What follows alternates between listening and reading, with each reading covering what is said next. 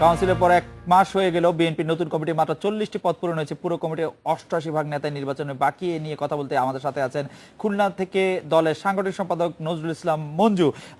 নজরুল ইসলাম মঞ্জু ভাই, প্রথমে আপনাকে অভিনন্দন জানাই। বিএনপি সাংগঠনিক সম্পাদক হওয়ার পরে প্রথম আমাদের সাথে আপনার দেখা হলো, কিন্তু আমাদের প্রশ্ন হচ্ছে খুলনা মহানগর বিএনপি সভাপতির পদ কি আপনি ছেড়েছেন কিনা?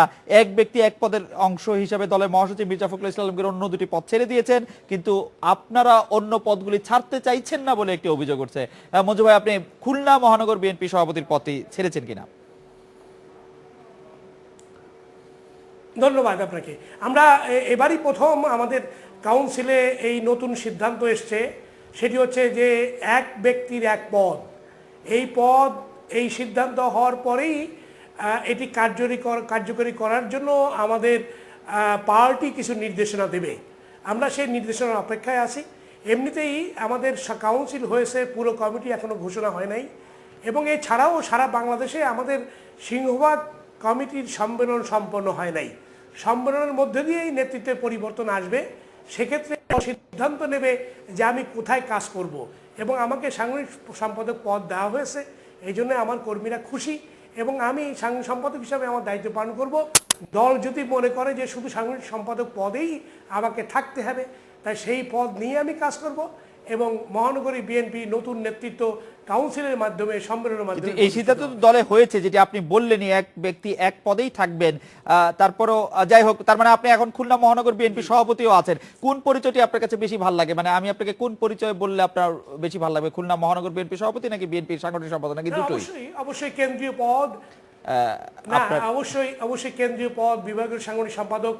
11 জেলা মহানগরীতে আমাকে কাজ করতে হবে, এবং স্থানীয় পদ হিসাবে মহানগরী বিএনপির সভাপতি আমি ছিলাম, এবং এই পদটা ছেড়ে দিলেই আমাকে অবশ্যই সাংগঠনিক সম্পাদক পদেই কাজ করতে হবে, এবং সেজন্য আমরা প্রস্তুতি রয়েছি। মঞ্জু ভাই, আমিও যতদূর জানি যে বিএনপির সাংগঠনিক সম্পাদক এটি খুবই গুরুত্বপূর্ণ পদ, এবং আপনার 11টি জেলায় আপনার কাজ নিয়ে শুনবো।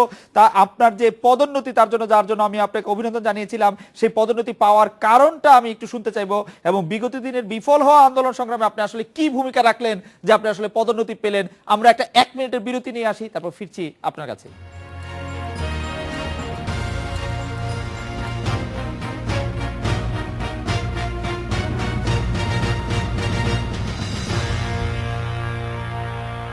বিএনপি সাংগঠনিক সম্পাদক প্রিয় মঞ্জু ভাই আছেন আমাদের সঙ্গে। আপনার পদোন্নতি পাওয়ার কারণ কি মঞ্জু ভাই? বিফল হওয়া আন্দোলন সংগ্রামে আপনি আসলে কি ভূমিকা রেখেছেন যে আপনাকে পদোন্নতি দেওয়া হলো? জি, আমি ধন্যবাদ জানাই। আন্দোলন কিন্তু কখনো বিফলে যায় না। গণতান্ত্রিক আন্দোলন চলমান।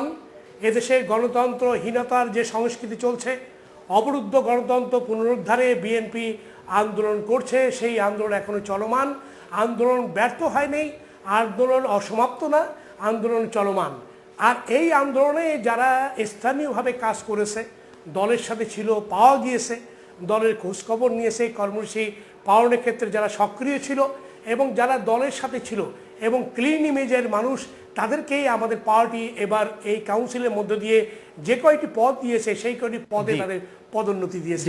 আমরা সেই পদোন্নতি প্রাপ্ত একজন কর্মী। জি মঞ্জু ভাই, কিন্তু একথা তো ঠিক যে তৃণমূলে কিছু হতাশা আছে, সেই হতাশা দূর করার জন্য কি করতে পারবেন বা কি দিয়ে আপনি শুরু করবেন? 30 সেকেন্ডে যদি আমাদেরকে বলেন, তৃণমূলের হতাশা বা তৃণমূলকে চাঙ্গা করার জন্য কি করবেন? ধন্যবাদ আপনাকে। হতাশা থাকতেই পারে, হতাশা থাকতেই পারে।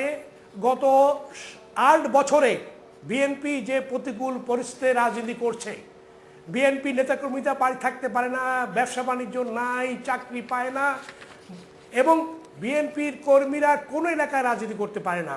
খুলনা বিভাগের 11টি জেলা মহানগরীর মধ্যে এখনও 4-5টি জেলার প্রেসিডেন্ট সেক্রেটারি এখনও জেলখানায়, আমাদের অনেক কর্মী এখনও জেলখানায়, এবং আমাদের অনেক জায়গার অফিস আমরা খুলতে পারি নাই।